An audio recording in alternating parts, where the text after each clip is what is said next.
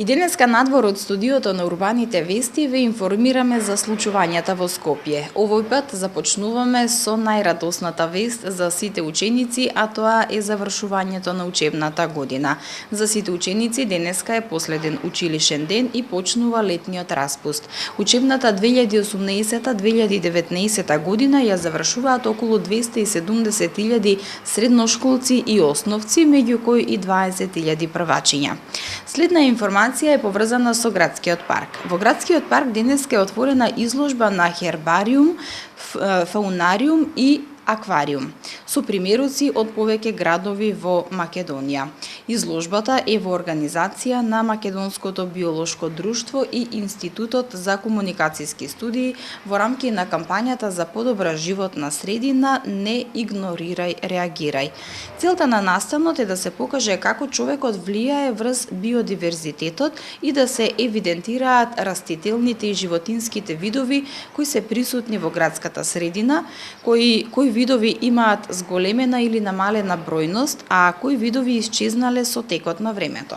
Исто така да се зајакне свеста за значењето на урбаното зеленило со цел да се спречи бетонска инвазија и намалување на зелените површини во градовите, а особено во Скопје.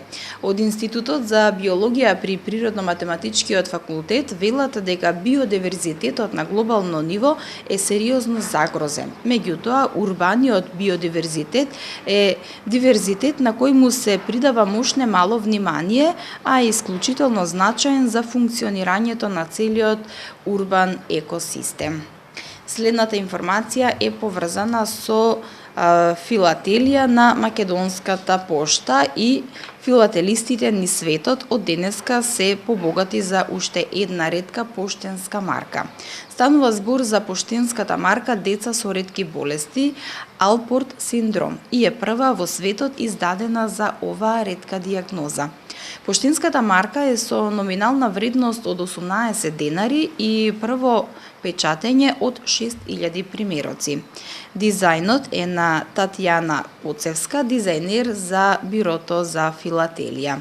Македонската пошта во соработка со Сдруженијето на граѓани за ретки болести, живот со предизвици, а на иницијатива на мајка на дете со ретки болести, во октомври 2017 година ја издаде првата поштенска марка во светот посветена на децата со ретки болести, која доживеа огромен публицитет на глобално ниво преку ширење на информацијата од страна на здруженија и организации за ретки болести низ светот.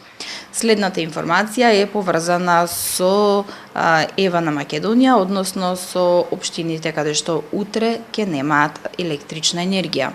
Од 8 часот и 30 минути до 16 часот и 30 минути утре без струја ќе бидат дел од корисниците од селата Добридол, Ракотинци, дел од Горно Соње, војните објекти над општина Сопиште, населба Коштан и другите во околината.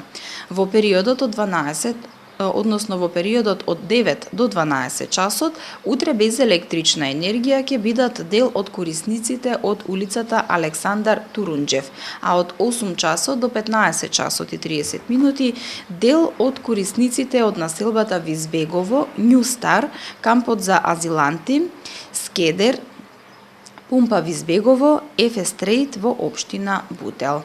Како што соопшти регионалниот центар за управување со кризи на град Скопје, прекините се поради планирани технички зафати во дистрибутивната електромрежа во главниот град.